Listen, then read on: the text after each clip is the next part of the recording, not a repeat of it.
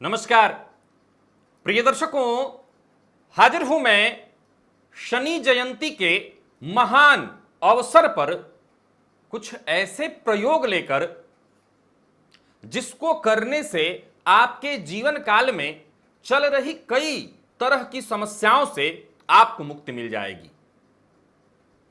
चाहे वो शनि साढ़े साती हो, शनि ढैया हो, शनिदेव राशि से पंचमस्थ चल रहे हो, शनिदेव की महादशा चल रही हो, अथवा किसी और प्रकार से शनिदेव आपको कष्ट दे रहे हों।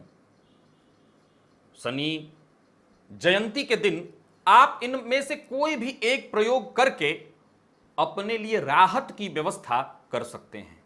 वहीं आज एक ऐसा प्रयोग इसी दिन के इंतजार में था। आप लोग लगातार मुझसे मांग कर रहे थे कि पैसा मेरा कहीं फंसा हुआ है, जिनके पास है वो दे नहीं रहे हैं इत्यादि। उनके लिए भी एक प्रयोग लेकर के मैं आज उपस्थित हुआ हूं शनि जयंती पर। आप शनिदेव से प्रार्थना करिए, क्योंकि न्यायाधीश हैं ये, और न्याय करना इनसे बेहतर कोई नहीं जानता। सारे दिव्य प्रयोग आपको बताने जा रहा हूं। प्रिय दर्शकों, वर्तमान समय में जिस परिस्थिति से हम गुजर रहे हैं, यानी लॉकडाउन से, यहां ये सारे प्रयोग हो सकता है सबके लिए बहुत आसान न हो। तो जिनके लिए ये प्रयोग आसान नहीं है उन्हें भी कुछ ना कुछ करना होगा, क्योंकि लॉकडाउन सदैव नहीं रहेगा। बाकी जगहों पर खुल गया है, लेकिन कुछ जोन जो रेड जोन में है अभी भी वहां पर सब कुछ बंद है। तो हो सकता है वो न कर पाए, लेकिन उनके लिए कहीं ना कहीं प्रयोग तो करना ही है। वहीं 22 मई को वट सावित्री महापर्व भी है, जो महिलाएं बड़ी ही श्रद्धा के साथ अपने पति की लंबी आयु के हेतु किया करती हैं। इस बार उन्हें भी काफी दिक्कतों का सामना करना पड़ेगा। सबसे बड़ा यक्ष प्रश्न है कि सभी के पास आसानी से मिलने वाला वट वृक्ष उपलब्ध नहीं है, और भीड़ में नहीं रहना है, कहीं भीड़ नहीं लगाना, यह भी एक बहुत बड़ी स्थिति है। और यह जरूरी और मजबूरी दोनों है। इस पर भी विचार किया जाए कि क्या करना चाहिए। सबसे पहले बात करेंगे शनि जयंती के दिन हमें क्या करना है। प्रिय दर्शकों, जब भी बात शनि देव के न्याय विधान की आती है, मैं कहता हूं कहीं और नहीं जाना। शनिदेव अगर तनिक भी डरा रहे हैं, तनिक भी उन्होंने आंखें टेढ़ी की है, सीधा एक काम करिए, हनुमान जी का चरण पकड़ लीजिए, हनुमान जी के चरणों में जाकर के लेट जाइए। शनिदेव फिर कुछ नहीं करेंगे, उनकी वक्र दृष्टि कुछ नहीं कर पाएगी, वो टेढ़ी दृष्टि से कुछ नहीं कर पाएंगे। बस हनुमान जी के शरण में आपको होना होगा, उनके पास जाते ही आप सुरक्षित हो जाएंगे। जबरदस्त न्याय विधान है इनका। जब भी मैं शनिदेव की बात करता हूं, मुझे वो बात अनायास ही मेरे दिमाग में आ जाती है, और मुझे कहना होता है कि वो जो आपके साथ कभी नजरें नहीं मिलाया करते थे, वो जो आपके सामने बैठते नहीं थे, जब उनके साथ बैठकर बिजनेस की डील आप करने लगे, उनसे आप राय लेने लगे, तो समझ लीजिए शनिदेव ने न्याय प्रारंभ कर दिया है, डंडा घुमा दिया है। वो चाहते हैं झुक जाओ, वो चाहते हैं झुकना सीख लो। मान लीजिए उनकी बात को, बिना किसी लाग लपेट के, बिना किसी काट भांज के उनकी इस बात को मान लीजिए कि आपकी यही इच्छा है तो यही सही। अगर आप मुझे झुकना सिखा रहे हैं तो मैं तैयार हूं, हर परिस्थिति के लिए तैयार हूं। प्रिय दर्शकों, शनि जयंती बड़ा ही महत्वपूर्ण पर्व है। वैसे तो शनि मंदिर में बहुत ही भीड़ हुआ करती रही है इस समय में, लेकिन इस बार तो वहां भी कहीं ना कहीं मनाही है। जो भी धार्मिक स्थल हैं वो सब बंद हैं, और उचित भी है। मानव जीवन की सुरक्षा सबसे ज्यादा जरूरी है, क्योंकि शरीर माध्यम खलु धर्म साधनम, शरीर ही माध्यम है धर्म का। सबसे पहला प्रयोग, शनिदेव अगर आपको कष्ट दे रहे हैं तो यह प्रयोग पिछले वर्ष भी बताया था, फिर से आपको दोहरा देता हूं। लोहे के पात्र में, कोई भी लोहे का पात्र हो छोटा सा, उसमें सरसों तेल या तिल तेल, कोई भी तेल लेकर और भोलेनाथ के मंदिर में चले जाइए। अब देखिए, जिन जगहों पर रेड जोन नहीं है, आप घर से बाहर निकल सकते हैं, तो ऐसा नहीं है, छोटा मोटा मंदिर मिल ही जाता है, हर मंदिर में बहुत भीड़ नहीं होगी और भीड़ लगाने की आवश्यकता भी नहीं है। तो जहां खाली हो वहां चले जाइए शांति से। मैं बता दूं कि शिवलिंग को अगर आप देखेंगे तो शिवलिंग के नीचे अर्घा और अर्घ्या के नीचे जिस पर शिवलिंग स्थापित होता है, कई लोग कहते हैं कि अर्घा जमीन पर ही रखा हुआ है, कोई बात नहीं, वहीं पर ये कर दीजिए। हथेली में ये जो सबसे नीचे का स्थल है, इसे कहते हैं मणिबंध के ऊपर का भाग, ये केतु का स्थान है, इसके बाद राहु और इसके बाद फिर शनि, मध्यमा उंगली शनिदेव का है। दाहिने हाथ को ऐसे लगा दीजिए अर्घ्या के एकदम नीचे, सीधा ऐसे ही, और बाएं हाथ से इसी पर एकदम सीधा हाथ ऐसे लगा देना है और इसी पर आपको सरसों तेल अथवा तिल तेल लोहे के पात्र से गिराते रहना है और शनिदेव का बीज मंत्र ओम प्राम प्रीम प्रौं सह शनैश्चराय नमः, इस मंत्र का आप निरंतर जप करते हुए शनिदेव शांत हो जाएंगे, उनकी कृपा आपको मिलने लगेगी। अगर किसी भी तरह से कुपित हैं आपकी कुंडली में, वो दुष्प्रभाव दे रहे हैं, उनका दुष्प्रभाव शांत हो जाएगा। प्रयोग में सरल होगा कि आप ऐसे शिवलिंग को ढूंढें जो काला, शिवलिंग कई प्रकार के होते हैं लेकिन बड़े मंदिरों में ज्यादातर काले शिवलिंग ही प्राप्त होते हैं, तो काला शिवलिंग हो वो ज्यादा बढ़िया है, क्योंकि हर शिवलिंग का अलग अलग विधान है, हर शिवलिंग के फल अलग अलग हैं। तो यहां जो काला शिवलिंग है, उस तरह के जो शिवलिंग है उस पर जाकर के अगर आप ये प्रयोग करते हैं तो शनिजन्य पीड़ा से आपको मुक्ति मिल जाएगी। दूसरा प्रयोग था काले तिल का आटा, और काले तिल के आटे में जौ का आटा, आप दोनों का मिश्रण कर लें और सरसों तेल में इस आटे को गूंथ लें और फिर किसी तरह से अगर हो सके तो इसका एक रोट, मोटा सा रोटी बना लें, रोट बना लें और उसके ऊपर सरसों तेल रोट के ऊपर और गुड़ डालकर कौवे को, काले कुत्ते को या भैंसे को, काला भैंसा, उसको अगर आप खिला देते हैं किसी तरह से, तो शनिजन्य दोष से, चाहे 7.5 हो, ढैया हो, शनि राशि से पंचमस्त चल रहे हो, शनिदेव कुंडली में पीड़ित हो, नीच राशि में हो, किसी भी प्रकार से शनिदेव का कष्ट अगर आपको मिल रहा है, ढैया चल रही है आपको, वर्तमान समय में अगर देखा जाए मिथुन राशि को, तुला राशि को शनिदेव की ढैया चल रही है, तो वहीं धनु, मकर और कुंभ राशि को 7.5 चल रही है और कन्या राशि से शनिदेव पंचमस्त चल रहे हैं। तो इन सभी राशियों को, यानी 6 राशियों को, देखिए इनका प्रभाव कितना बृहत है, 6 राशियों को अपने कंट्रोल में रखे हैं। 6 राशियों को विशेष रूप से, और आपकी कुंडली में अगर शनिदेव की महादशा इत्यादि चल रही है या किसी प्रकार से शनिदेव आपको पीड़ित कर रहे हैं, तो ये आपको उपाय अवश्य कर लेना चाहिए। तो ये हुआ उपाय, आप जो इसमें सरलता से कर सकते हो वो कर लीजिए। अब बारी आती है जो लोग ये सब में से कुछ नहीं कर सकते, उनको भी कहूंगा, या जिनकी कुंडली में ऐसी कोई स्थिति नहीं है, शनि जयंती है, आपको इस अवसर का लाभ अवश्य उठाना चाहिए। न्याय करने वाले हैं शनिदेव, बस इतना कर लीजिए कि 108 पाठ संकल्प लेकर के हनुमान चालीसा का संकल्प ले लीजिए कि शनिदेव की पीड़ा से शमनार्थम, शनि जन्य पीड़ा शमनार्थम, शमन के लिए, संस्कृत में नहीं बोलकर के मन में ही कहिए कि शनिदेव से संबंधित जो भी पीड़ा मेरे जीवन काल में है उसकी शांति हेतु मैं ये कर रहा हूं। सभी लोग करें और 108 पाठ हनुमान चालीसा का या बजरंग बाण का भी 108 पाठ या 51 पाठ आप संकल्प पूर्वक कर लीजिए। ये घर में आसानी से हो सकता है, इसके लिए आपको जरूरत नहीं है बाहर निकलने की, लेकिन अगर आप बाहर निकल सकते हैं तो और जो प्रयोग बताया वो कर लीजिए। अब बारी आती है उस प्रयोग की, अगर आपका धन किसी के पास रह गया है, वो दे नहीं रहा है। प्रिय दर्शकों, यहां पर आप सभी से एक बात कहना चाहता हूं, इस चीज को समझिए। मैंने तो अपने जीवन काल में जो ज्योतिषीय तर्कों में आपको अनुभव कराया है कि मंगल का संबंध कुंडली के 6ठम भाव से किसी प्रकार से हो, राशि से, दृष्टि से, वहां होने से, तो आपके पैसे तो गए, डूबता ही डूबता है।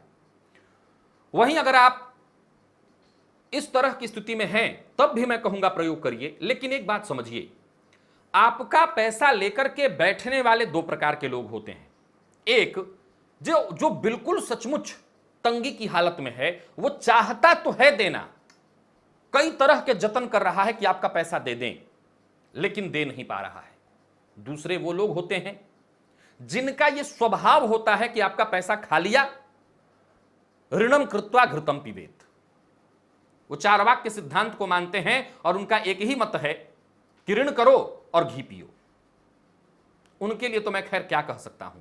तो ऐसे लोगों के पास पैसा फंस गया, बड़ी मुश्किल है।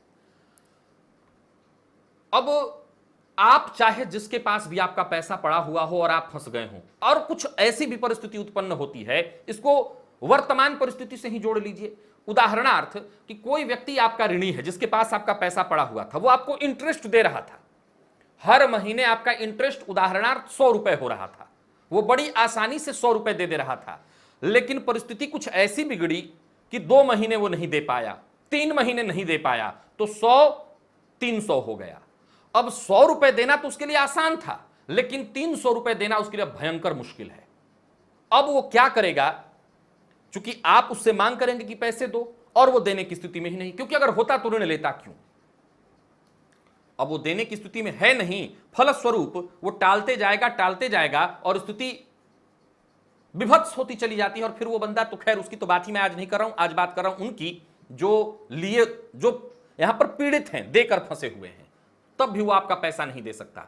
तो इस तरह की परिस्थितियों में तो मैं कहूंगा कि सामाजिक बुद्धिमत्ता का प्रयोग करिए और उनको सहयोग करके धीरे धीरे अपना मूलधन लेकर के हट जाइए। हां, कुछ लोगों का जो विचार ही घिनौना होता है, ऋण करके घी पीने वाला, उनके लिए तो भगवान ही उनके मालिक हैं। चलिए उन्हीं के लिए उपाय कर लीजिए। एक साबुत नारियल, जो जलदार नारियल है, वो ले आइए, और उछिला हुआ नारियल होना चाहिए, साफ। नारियल को देखेंगे तो उसमें 3 आंख दिखाई पड़ेंगे। कभी कभी एकाक्षी नारियल, एक आंख वाला भी मिलता है, जो कि बहुत उच्च कोटि की चीज है, तंत्र चीज का चीज है, लक्ष्मी प्रदायक है। लेकिन सामान्यतः सभी नारियल में 3 आंख दिखाई पड़ते हैं। उन आंखों को अगर किसी धारदार चीज से खोदेंगे, उसमें दबाव डालेंगे, तो वो उसमें छिद्र बन जाएगा, बन जाता है आसानी से। उसमें एक छिद्र बना लीजिए और उसमें जल जैसा है उतना जल रहने दीजिए, और उसी जल में, जलदार नारियल में शक्कर भर दीजिए, शक्कर। अब इसके बाद आपको एक ही काम करना है। देखिए, वैसे तो हम किसी का भी जब अहित सोचते हैं, यहां भी अहित ही है एक तरह से, सामने वाले को दंड मिले तो हमें भी दंड का भागी बनना पड़ता है। लेकिन बात वहां आ रही है जहां आप बहुत ज्यादा दुखी हैं, हर दिन यही सोच सोच करके आपका शरीर घुल रहा है, काश वो पैसा मुझे मिल जाता, काश वो पैसा मुझे मिलता तो मेरा ये काम हो जाता, ये काम, मेरे सारे काम रुके हुए। तो कई भाई, जिसका पैसा है, तरह तरह की उसके ऊपर विपत्ति होती है। तो दंड देना हमारा काम नहीं है, हमारा काम बस इतना है, हम प्रार्थना करेंगे। दंड विधान ये प्रकृति ने किसी और को दे रखा है, उन्हीं की जिम्मेवारी है, उन्हीं को करने दीजिए। तो आप उस नारियल को उन जगहों पर जहां पर चींटियां रहती हों, अब शहरों में तो खाली जगह ढूंढना ही मुश्किल है, लेकिन आम जगहों पर, सामान्य क्षेत्र में से, शहरों में भी ऐसा नहीं, साइड एरिया में चले जाएंगे तो आपको मिल जाएगा खाली जगह। आपको जगह थोड़ा सा, वैसे आप किसी भी खाली जगह पे खोद कर उसको गाड़िए, चींटियां सर्वत्र आ जाती हैं, कोई दिक्कत नहीं है। तो उस नारियल को मन में यह कल्पना करते हुए कि हे शनिदेव, शनिदेव, यहां चींटियों से संबंध जुड़ जाता है, और जमीन खोद करके उसमें उस नारियल को, जिसमें जल है और शक्कर आपने भरा हुआ है, जमीन में गाड़ करके, और यह प्रयोग करते हुए याद रखिएगा, आपका मुंह उत्तर दिशा की ओर हो। किस दिशा की ओर? उत्तर दिशा की ओर आकर्षण करना है। सामने वाले को नुकसान भी हो तो वो शनिदेव करें, आपको आकर्षण करना है कि उसकी मति बुद्धि बदले और वो आपका धन धीरे धीरे ही सही करके ला करके दे। तो यहां पर आपको ऐसा करना है कि कोई दूसरा जीव जंतु उसको न निकाल सके। जल रहेगा तो नारियल खराब नहीं होगा इतना जल्दी, और शक्कर मिला होगा तो मीठा जल हो जाएगा, और उसको आप जमीन में गाड़ दीजिए। और गाड़ते हुए मन में ये सोचिए कि जो भी व्यक्ति है, उस व्यक्ति का नाम मन में सोचते हुए, वो मेरा पैसा मुझे लौटा रहा है, प्रेम से आकर के, ये शक्कर मीठा जो बनाया हुआ है डाल करके, यही विधान से कि उस व्यक्ति का मन बदल रहा है और मुझसे प्रेम पूर्वक आकर के अपना धन दे रहा है, मेरा धन देगा वो, ऐसा मन में प्रार्थना करते हुए, और साथ ही साथ शनिदेव से प्रार्थना करते हुए कि हे शनिदेव, आप न्याय करिए, जो सही न्याय है वो न्याय करिए। दंड किसी को नहीं देना, वो जाने, आप बस न्याय करिए, न्याय की गुहार लगाइए, गुहार लगाइए। और ऐसा करके उस नारियल को वहां पर गाड़ के घर चले आइए। इस प्रयोग को करने से भी कहा जाता है, ये शास्त्रीय नियम है, कि 1 माह के भीतर भीतर उस व्यक्ति की या तो बुद्धि पलटती है, या वो कहीं ना कहीं तत्पर होता है देने के लिए। मैं फिर से वही बात कहूंगा कि दो तरह की परिस्थितियां हैं, एक जो घी पीने वाले हैं उनका तो भगवान मालिक है, और एक जो देने की स्थिति में होते तो हैं लेकिन दब जाते हैं, उनकी परिस्थिति ही नहीं बन पाती, हो ही नहीं पाता। उनका आप खुद मदद करिए, उनकी सहयोग करिए और उनसे कहिए धीरे धीरे करके आप दो, कोई टेंशन नहीं है।